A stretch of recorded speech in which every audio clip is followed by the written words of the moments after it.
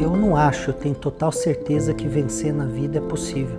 Eu tinha todos os indicadores para ser mais um na estatística de talvez não dos 13 milhões e meio de pessoas que vivem abaixo da linha da pobreza, mas também não teria alcançado um sucesso pleno como eu sempre busquei e graças a Deus a maioria eu alcancei. Minha família veio de uma família muito humilde, muito pobre e eu lembro que minha mãe acordava muito cedo, antes das 6 para ir trabalhar, ela subia naquele caminhão de pau de arara. Saía às 5 da manhã, às vezes chegava meia-noite na casa. E não teve a oportunidade de estudar e ela sempre fala que era o grande sonho da vida dela. Muito difícil. Muita dificuldade. Chão de terra, minha mãe ia buscar água na bica, esquentava no fogão de lenha e dava banho nos 3 filhos numa bacia de alumínio. Aí a minha irmã me deu um pedacinho de terreno e falou, se você quiser construir, pode construir sua casa. Mas e aí? Como, né? Você tinha que dividir o dinheiro para alimentação e para comprar alguma coisa. E às vezes tem dia que eu comia, tem dia não comia, porque tinha que dividir, né? Ela abria conta em armazéns, né? Só que ela estava atrasada, que ela não conseguia pagar. E minha mãe cozinhou o que tinha. E ela colocou na mesa, e quando ela colocou na mesa, ela começou a chorar.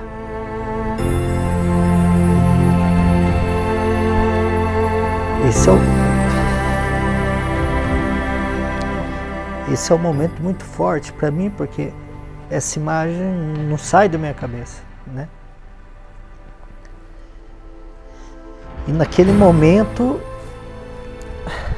assim, eu comecei a entender que não era porque ela não está com fome, é porque a gente só tinha aquilo.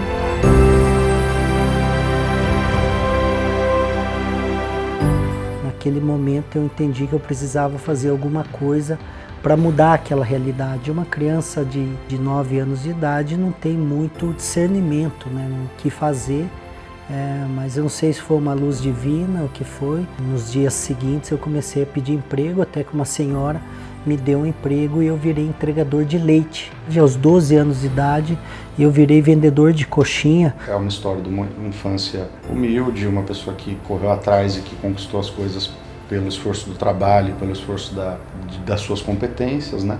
A característica do empreendedor que vence, ela está ligada diretamente à inquietude da melhoria, a melhoria contínua.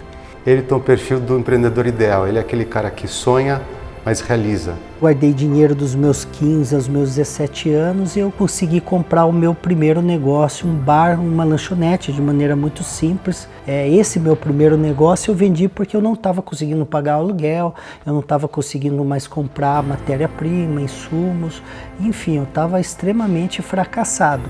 Mas já foi a primeira grande lição, né? Que eu poderia sim empreender, mas eu precisava de outras qualificações que na época não tinha.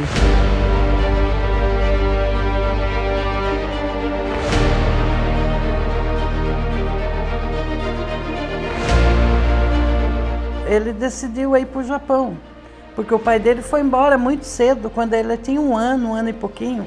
Nunca soube notícia mais dele.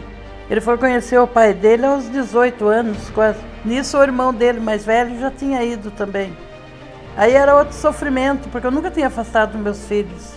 Cheguei a trabalhar em fábrica, trabalhei na construção civil e o momento que mais ganhava dinheiro era no inverno, porque ninguém queria trabalhar, e a carga horária. Eu cheguei a trabalhar 14 a 16 horas, então eu acordava 5 da manhã, chegava meia-noite em casa, 5 graus abaixo de neve. Eu lembro que eu pegava o maçarico e aí eu esquentava a sola da minha bota, porque era tão frio que congelava o pé e eu utilizava 2, 3 meias. Estava doendo muito, chegava dias que eu chorava, tinha dias que eu dava murro na parede, porque eu não queria ter aquela vida, mas era um processo que eu estava passando, que eu sabia que mais cedo ou mais tarde eu ia superar aquilo.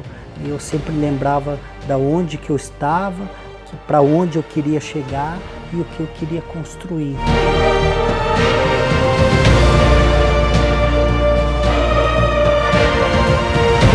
fiquei 2 anos e 2 meses e aí eu retornei para o Brasil e aí eu fiz alguns investimentos, né? Investimentos errados, embora eu tinha voltado com bastante dinheiro para um moleque de 21 anos. Eu lembro que já na época eu andava com Honda Civic importado, eu já comecei a investir no mercado imobiliário com 21 anos, mal sabia que mais tarde isso seria meu core business, né? Aí eu investi numa rede de locadoras, eu fiz uma sociedade, na época aquelas locadoras VHS ainda.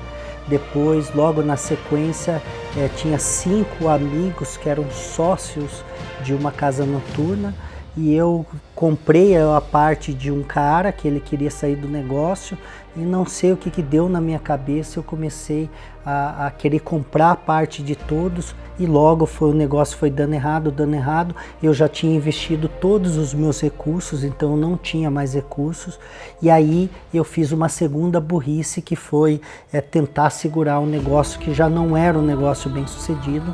Aí eu comecei a vender, eu vendi a locadora, aí eu vendi as casas, eu fui vendendo tudo que eu tinha, eu vendi a sorveteria, eu tive que vender tudo e passado mais ou menos 1 ano, eu estava quebrado, com o nome sujo no Serasa, no SPC e andando de ônibus.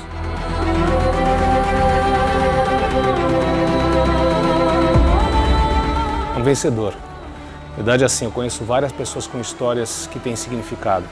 Acho que por tantas vezes que ele caiu na vida, ele ganhou uma resiliência tão grande, ele ganhou uma força tão grande que hoje o cara, ele caminha e assim, ele tem uma persistência, ele tem um foco para fazer as coisas que é invejável. Eu tenho uma frase que eu gosto muito que fala que, eu escrevi no meu livro, que quando você perder a aposta, você não perde a lição. E foram essas cicatrizes que eu fui acumulando na vida, de ter fracassado inúmeras vezes, as cicatrizes de não entender o que eu estava fazendo errado, em ter que se distanciar da minha família.